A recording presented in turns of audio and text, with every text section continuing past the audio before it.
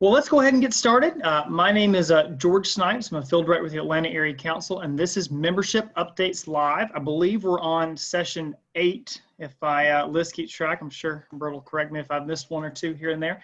But thanks for joining us. Looking forward to tonight's topic of is it safe and how to gather. As always, we've got our my co-host, Bert Bender, new member coordinator for the Atlanta Area Council. And tonight, our special guest, who should be logged in by the time I finish his introduction, Bert may need to add some titles and things that he's done to make sure this works. But Jason Baldridge is our Safe Scouting and Support Director for the Atlanta Area Council.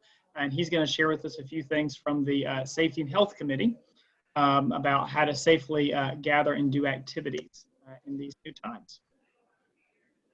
While we're waiting for Jason to pop on, Bert, did you have anything to share with the group tonight? No, just anxious for Jason. Do you want to put up on the screen the resource page that's on the Atlanta Area Council website, or do you want me to put that up there? So the safety and health page that has the COVID-19 updates and guidance is found on the Atlanta Area Council page. It's over under youth protection. So if you click on that, you'll see health and safety is the drop down, and it will give you information about COVID-19, including guidance on unit district council meetings and events, important matters to consider. You know, number one, it's just a preliminary question. Are we allowed? Generally under state guidelines and under guidelines from science, yes, you can have gatherings, but there should be limits on the number of people. So some large packs maybe don't meet. Dens, cool. It's a nice size. It's easier to do that safely. And if we're allowed, can we and how we do it? How will we do it safely? Which is going to mean aligning not only with governmental regulation and good science, but also with what the rules are for your chartered organization. We're currently in a bit of harmonizing how our troops that I'm affiliated with will have guidelines to be to have in place for campouts so that they are consistent with the guidelines of our chartering organization, which is a school. Because as long as they have rules about travel, how many people in an area, masks, sanitizing, group size, contact tracing, we want to be sure that when the kids have checked out of school and are off in a camp out, that we're aligned with that. And that will hopefully come into place as part of a PLC meeting tonight, and then we can submit it to our chartered org. But I will now quit vamping and come off of this page and turn it over to Jason Baldridge at the Baldridge Botanical Gardens. No, this is, thanks, Bert. This is actually in the Baldridge backyard because the Baldridge home office has been used as a classroom for the last month and a half and was found to be a disaster. So my fault, everybody. I'm sorry for being late, but thank you all for bearing with me, and thanks for filibustering there for me, Bert. Really appreciate it. So I was asked if I could to spend a little time on sharing with you guys some of the safe things that you can do. So good start from Bert. So thanks to everybody for being on here. My goal really tonight is to walk you guys through a little bit of some of the things that you can do tonight, or excuse me, at your meetings, once you've determined that it is indeed safe to meet and it is indeed allowed, and that your folks are interested in doing it and it's attractive to meet in person. So I'm going to run you through a few things that are some kind of Q&A, or excuse me, best practices.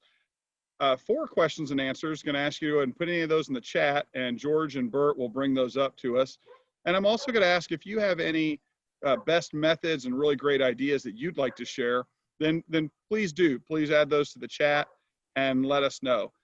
So with that, we'll move on. We'll move forward. And George, Bert, please go ahead and interrupt if, as we get into this, there's something that pops into the chat. and we can move forward. So let me go ahead and back up for a second. I'm here in dual roles.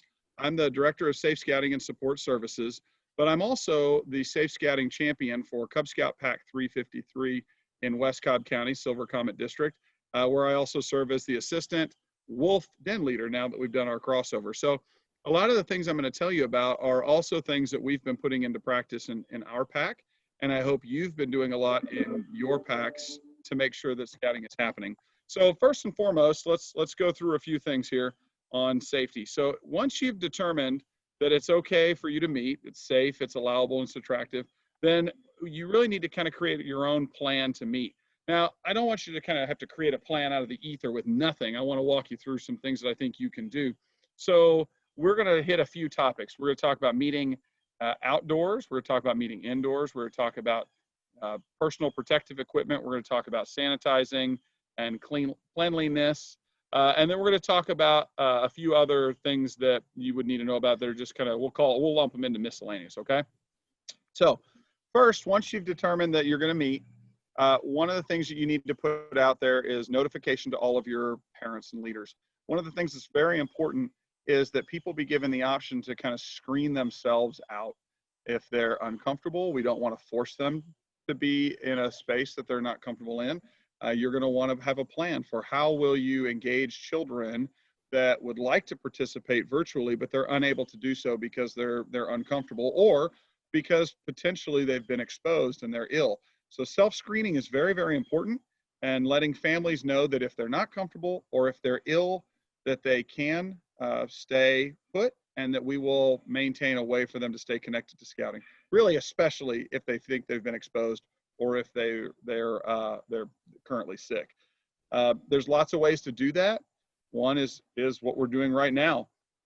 Offer a link where you can Zoom them in and they can participate as fully as they can from whatever location that they're comfortable at.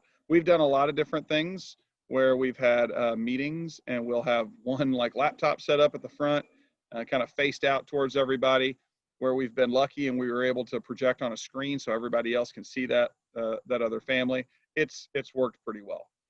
So let's go into meeting though when you're actually physically at your meeting. So a few things to consider.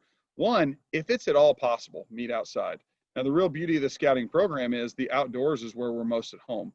And just by the virtue of being outdoors, you significantly reduce the risk of COVID transmission. Now, that's not a Jason Baldridge fact. That's a documented fact in lots of scientific areas that you'll see. So anytime you can meet outside, please do so. Now, it is still important, though, that you continue to maintain distance. Just because you're outside doesn't mean you're out of the woods completely, a pun intended. And you should make sure you're maintaining your distance, wearing your mask, and limiting physical interaction. We'll talk about the mask in a second, but really, when you're outside, there's a lot of people that would tell you don't need to wear your mask. But one of the times you want to wear a mask is anytime there's possibility that you'll be projecting your voice. Well, shouting, singing, chanting, skits, those are all part of the scouting program. So if you're going to have a bunch of people that are projecting loudly and pushing all of their particles out into the air, it's best to wear a mask. And we do that in scouting all the time. We like that part about scouting, but please wear a mask even when you're outdoors. And again, limit your physical interaction. This probably isn't the time to play a lot of cope games that are close or team building games that require a lot of physical hands-on kinds of things. So no twister, no human knots at this time. That's probably best to avoid that. If you, again, for meeting outside, let me pause there.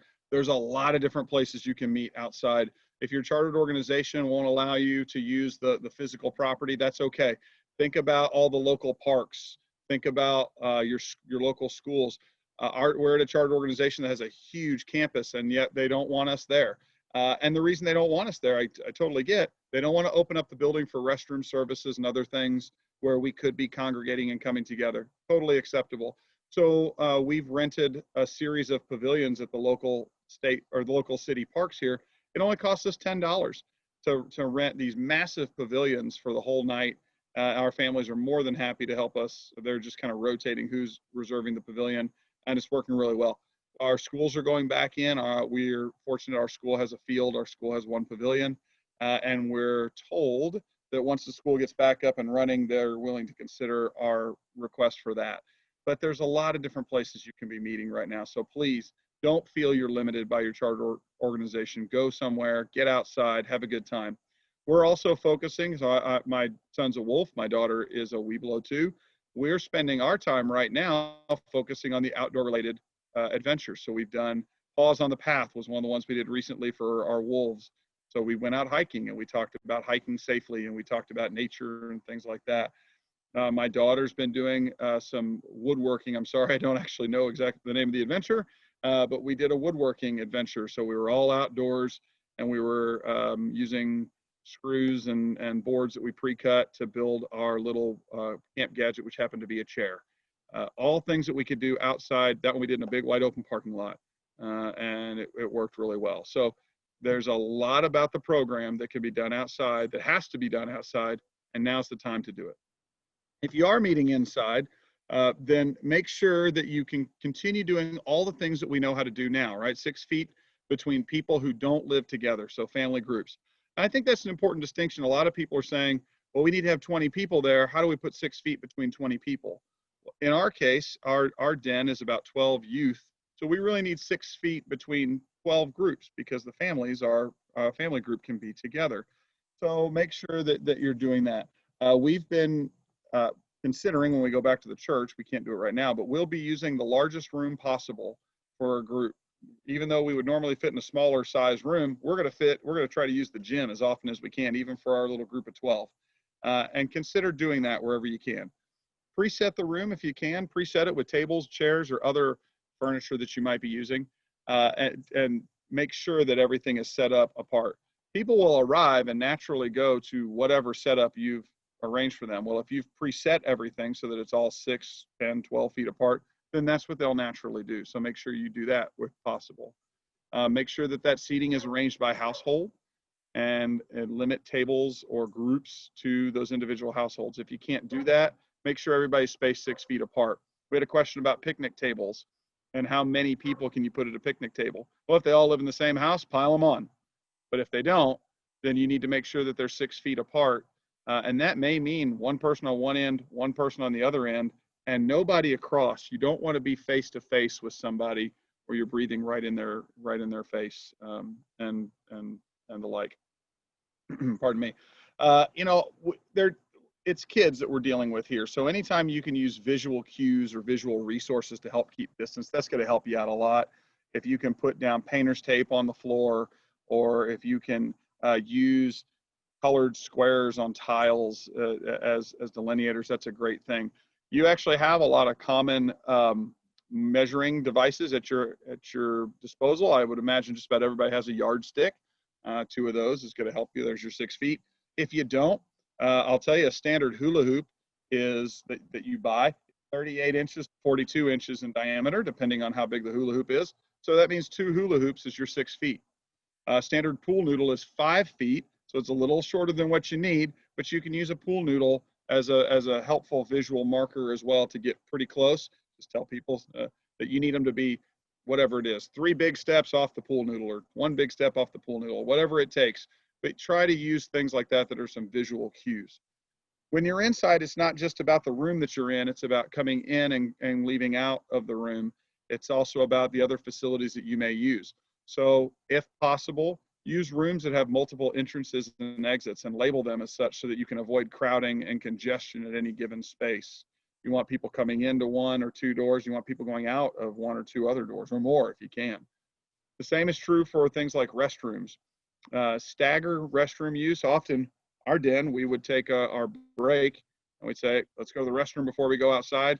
And here go 12 kids and their parents all over to the restroom at the same time. Well, that just doesn't work. You know what that ends up looking like. It's congestion at the door. It's congestion at the sink. It's congestion at the facilities.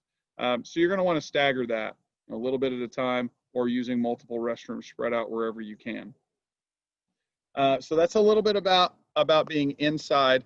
Also, there's things that you can do to help when you're indoors. For instance, ventilation is really important. So you're going to want to open doors, open windows when you can. If you're in a facility, it's an odd thing to ask. We never usually think about this, but go ahead and ask the facility, is your air conditioning unit working right now? Are your fans running to circulate air through the rooms? If you're going to, if you are able to open doors and windows, like I said, go ahead and do that. And if you're going to use things like fans, the box fans or floor fans to increase ventilation, make sure that what you're doing is setting them in such a way to circulate room around, not blow air from one person to the next. It would be a real shame if you set that fan up and you blew air from me to Bert, George. If you're Bert or George, that's a bad thing.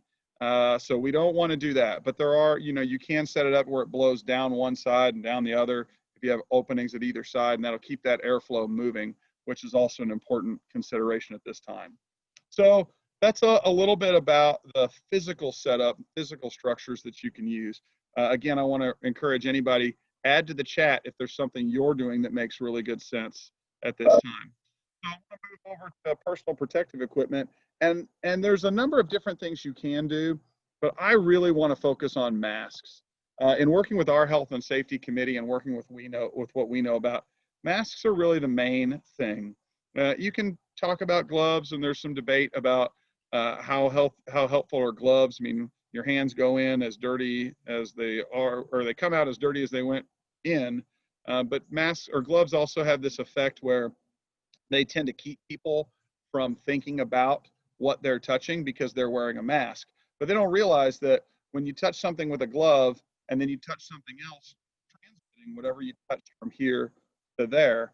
Now, it may not be affecting you, but it may be affecting other people. So I tend to tell people that wear gloves if you want to, if that's a comfort thing for you, but be aware that you're still moving virus and you're still moving bacteria and germs from here to there, and you need to be very careful. I think gloves also have a little bit of an effect of people thinking they don't need to wash their hands as much, and you really do. You always want to be washing your hands, and you don't want to do what I'm doing, which is touching your face right now. Don't do that. So, but let's talk about masks. So I'm not a doctor, so I'm not going to tell you all about this mask is better than that mask.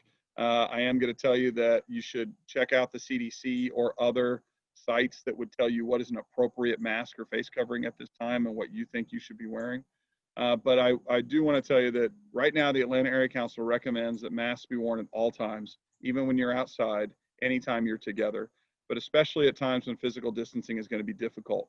And you may be able to get outside and get really spread out, but what about the times when you're coming and going and you're passing people and you're coming into contact with folks, or the person that approaches you, and it's not your fault that they're getting close to you, but wouldn't it be nice if you had a mask on, and you're still going to tell them, hey, back up a little bit, but you need to have that mask on. You need to protect yourself, protect your children.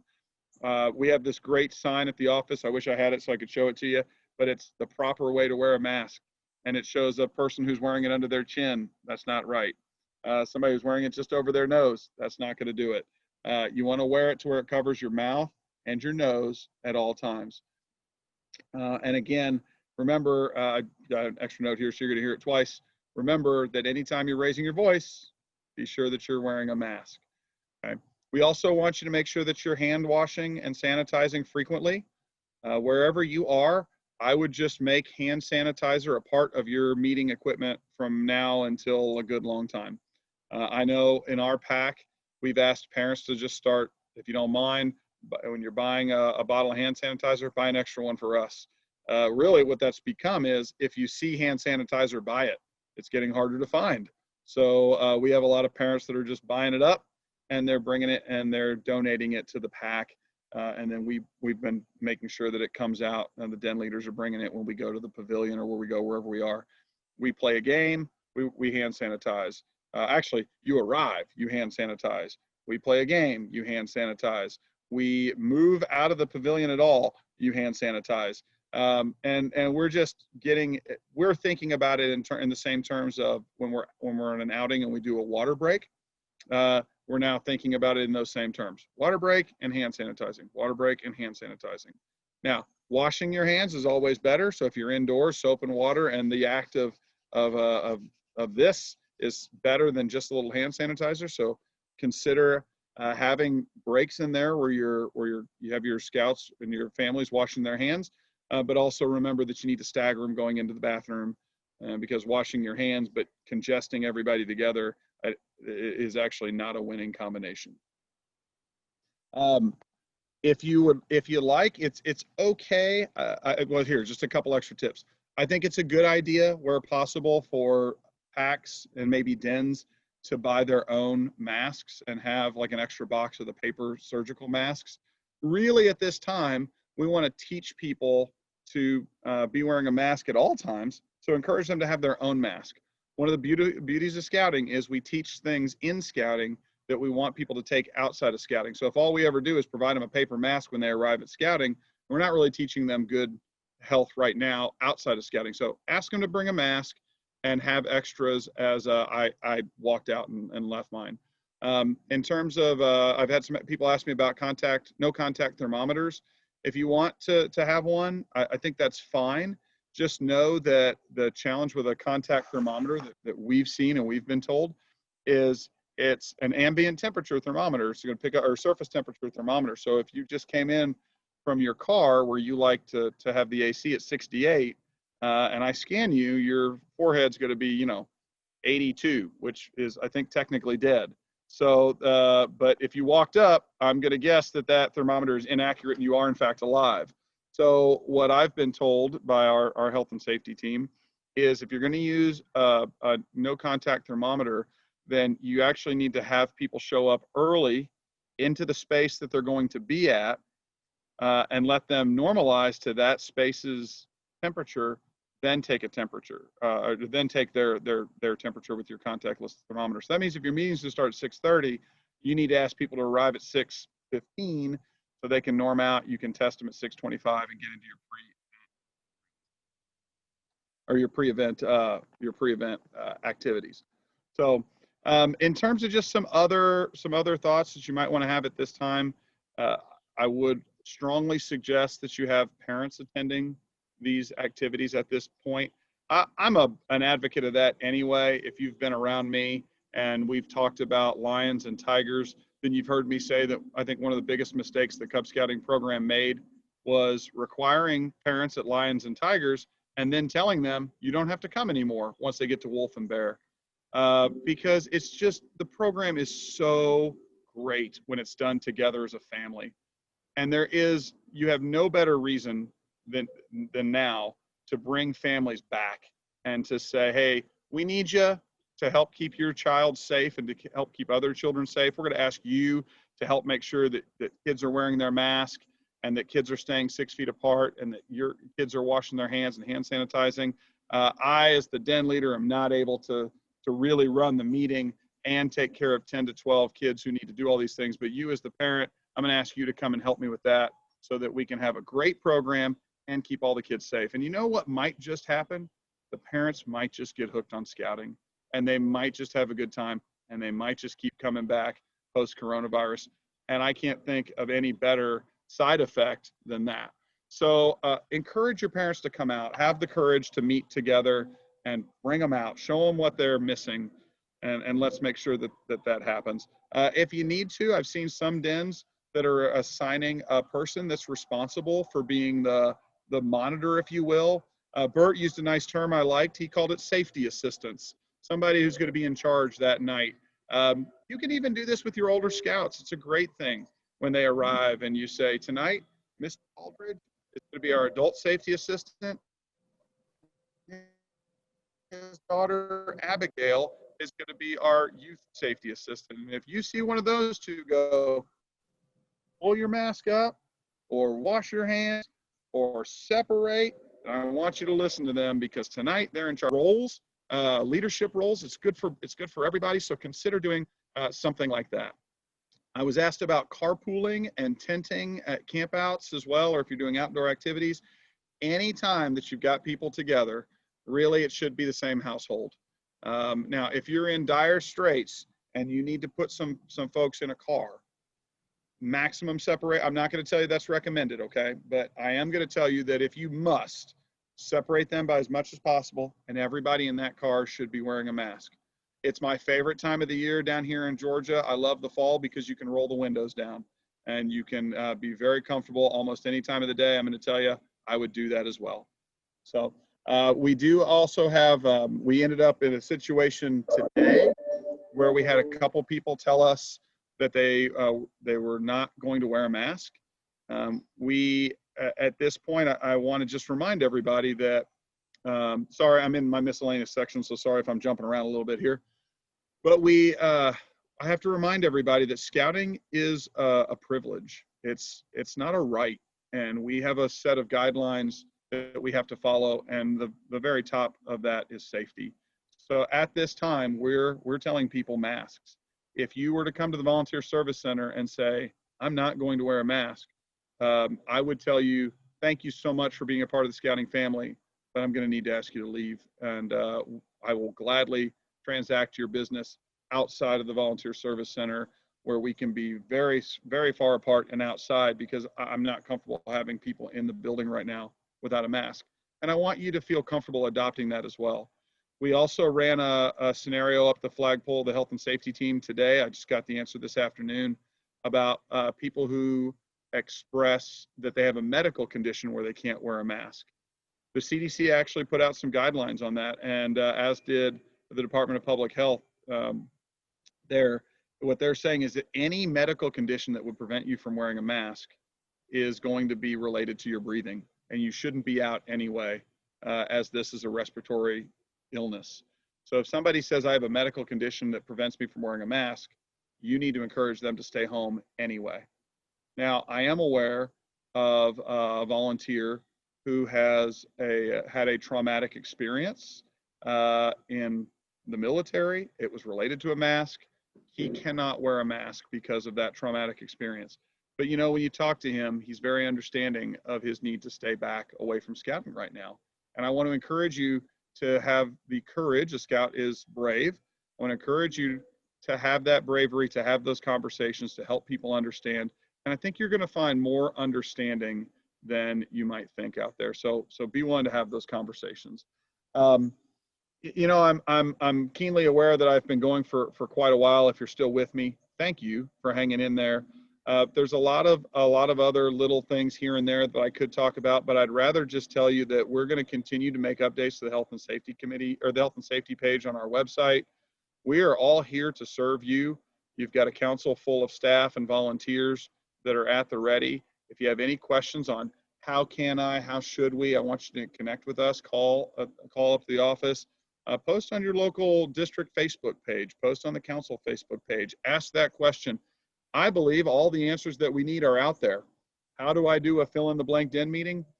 I might not know, but I guarantee you somebody on this call knows. And we'd love it if you would share that with us, and if you would share your needs with us so we can do our best to help you. The last thing I'll tell you is you can do this. And I think during this time, we need to do this. If we can keep our families connected, and we can keep the mission of scouting moving forward to build young people that are able to make great choices, that are able to lead, that are able to be participating citizens in their community, I think we will have done a tremendous thing in a time when we're really needed, in a time when programs are just non-existent for children, when children are stuck in their homes or they're stuck in their neighborhoods, and they're disconnected, at a time when families are pulling back. And I understand why. It's to keep themselves healthy. I get it. I do. This is a time when scouting can lead, not in the face of all the science and in the face of the virus, but understanding that this is a new reality that we're in, and embracing those things that we have to do so that we can continue to serve children. And if we can find the way forward, and I believe we can, I think we can make a huge impact. So I want to say thanks for the work that you're doing. Thanks for your creativity, for your leadership, and for your commitment to making sure that we raise up great children that can be leaders tomorrow. And we're here to support you with anything you need. So George, Bert, I'll turn it back over to you guys. Please let me know if there's any questions or came up in the chat, and we'll answer them. Well, thanks so much, Jason. We didn't have any questions that came up in the chat. Bert, was there anything that we missed tracking through your notes?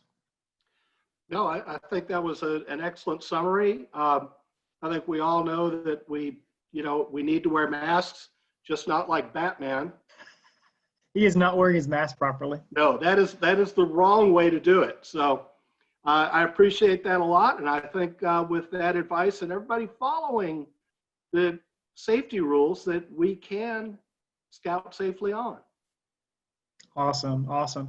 And for those of you that want to know, next week's session is going to be about Scouting on Demand resources. So make sure you come back here next Monday at 5:30, right back here on Zoom.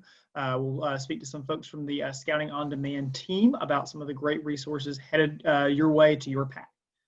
Thanks again, Jason. I really appreciate your support as always. And Bert, thank you as well. Have a great week.